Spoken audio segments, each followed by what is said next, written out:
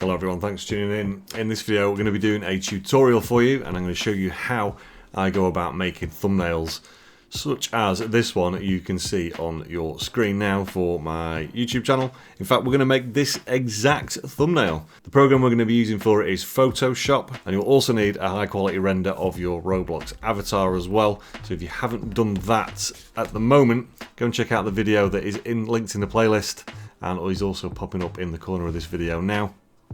I'll show you how to get a good high quality image of your avatar for use in your thumbnails. Now if you're going to be following this tutorial as we go, i.e. doing it in Photoshop at the same time, obviously make sure you're pausing it so you can make sure each step is done correctly and you have time to tinker so you get the results that you want, and that is it. So let's get straight into the tutorial. Okay, so your first step to making this thumbnail using Photoshop is to obviously open Photoshop.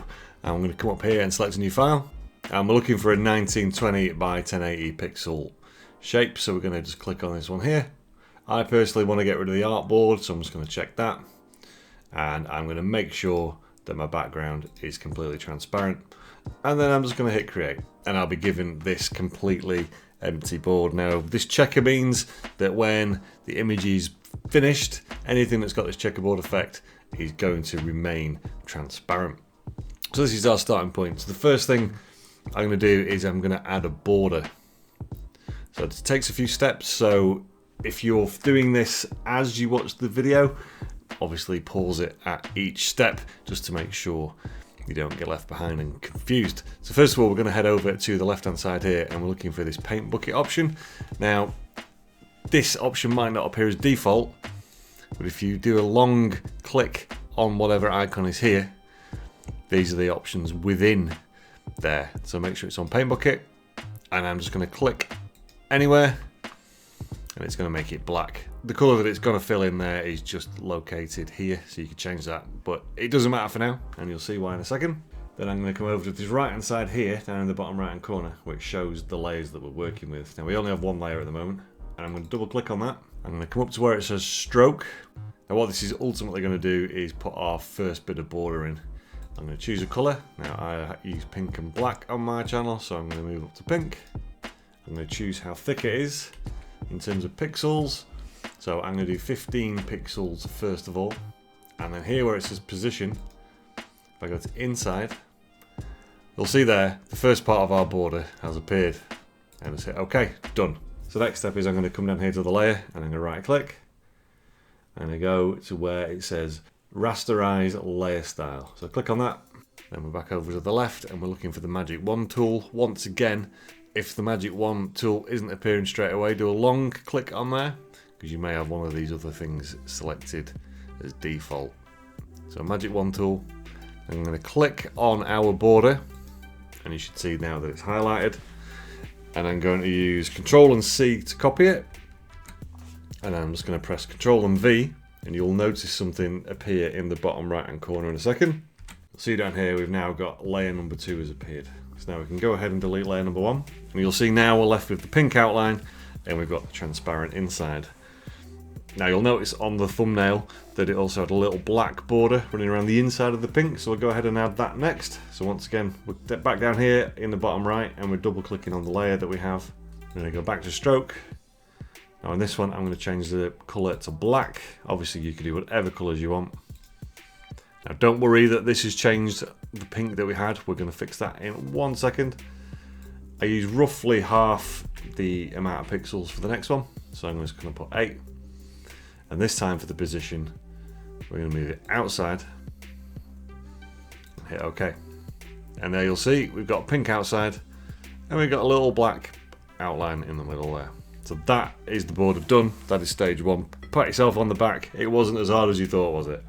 Okay, now the next thing we want to do is we want to bring in a background.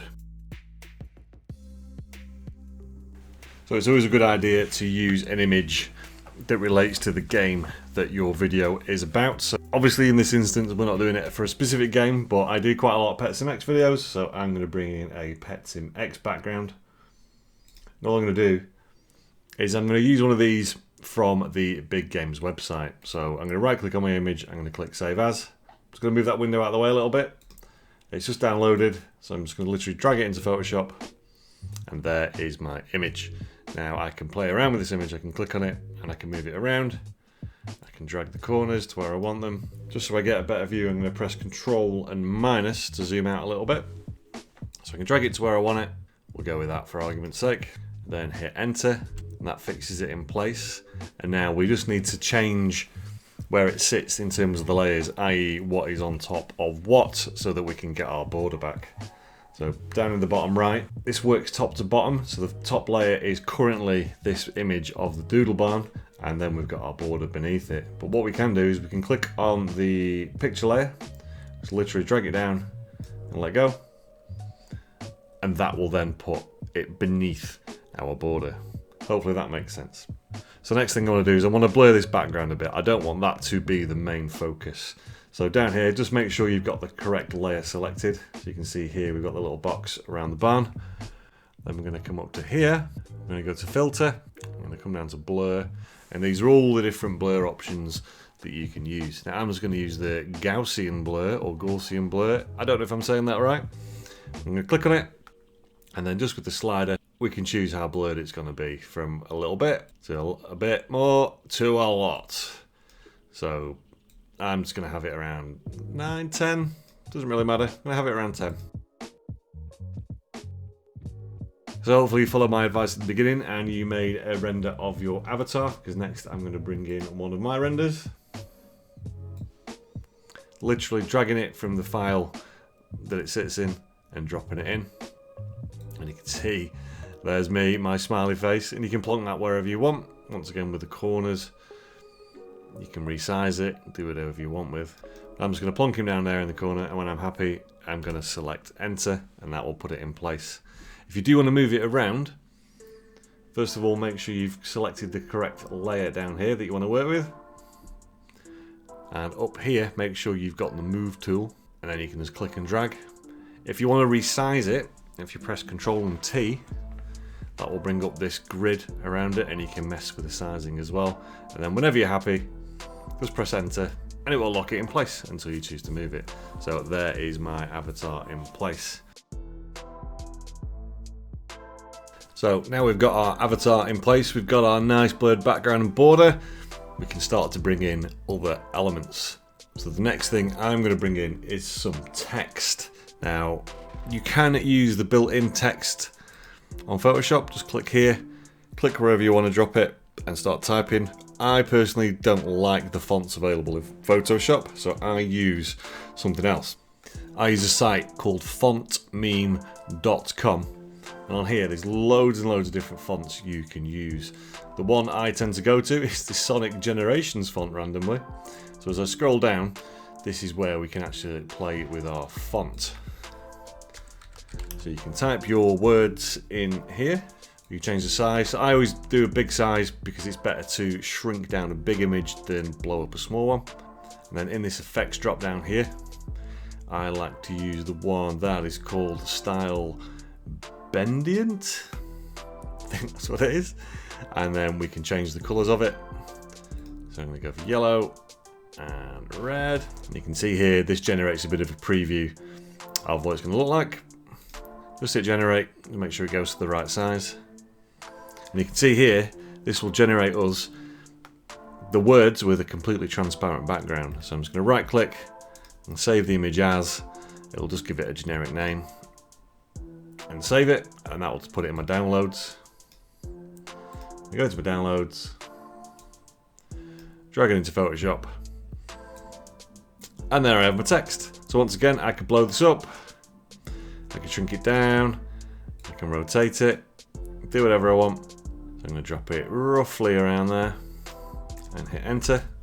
And once again, if I wanted to go back into it, I could click on it and drag it around again. If I want to change its size, Control and T brings up that box again. But I'm quite happy with that. So I'm just going to go back to font meme. So get that in a position that you want and just hit enter. Then what I'm also going to do, I want to get a nice Roblox sort of branded word in here. So I want Roblox, but the official Roblox logo. I think I've got one somewhere. Let me dig it out. So go ahead and find yourself a Roblox logo, and then that once again, I'm just going to drag it in, position it where I want it. And then the last thing I want is a Photoshop logo image as well. And then we'll just play around with the spacing. And you can see now we're starting to get there. Now there are a few extra things that we can do just to highlight different parts. So now what I want to do is outline these bits and pieces one by one. So I'm going to do it down here in this bottom right hand corner in all the layer selection stuff. So I'm going to start at my avatar, so I'm going to double click on it, which will bring up this menu. I'm going to come to where it says stroke, and you can see there it's already put a black outline around it. Black's just the default colour. So I can change that to whatever colour I want. So I'm going to change it to white, hit OK. And we can change the thickness of the outline as well. We could do something ridiculous like that. I found about 8's about right for me, for my taste, but obviously definitely play around with that.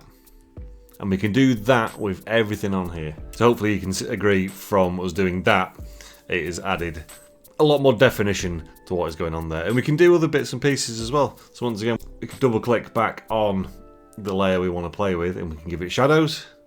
So I'm just going to show you them. The drop shadow is a good option. As you can see here, it's just put that little bit of shadow beneath it. Once again, a nice bit of definition. Sort of really makes that pop. And all I'm doing is I'm going to select each layer again and put a little drop shadow in. As you can see there, we've got the little drop shadow there. Once again, just gives it a nice bit of definition. Just little tweaks that give it an extra little bit of definition. In fact, go on, we'll do it with our avatar as well. Now, I'm not happy with some of the positioning here, so I'm just going to move my guy over there a little bit, just so this is clearer.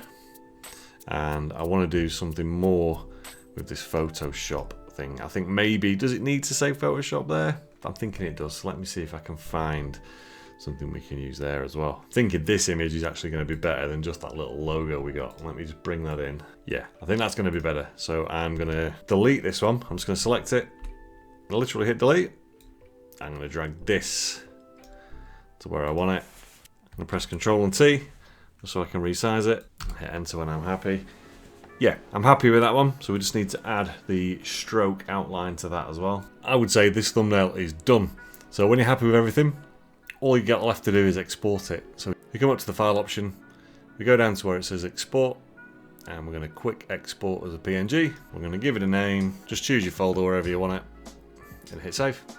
And that is it. Done. Now, did you spot the absolutely shocking mistake that I'd made during this and I have fixed during the editing? Yes, I'd spelt thumbnail wrong. I have now fixed that. There it is, done correctly. So well done if you did spot my mistake. I wish it was deliberate.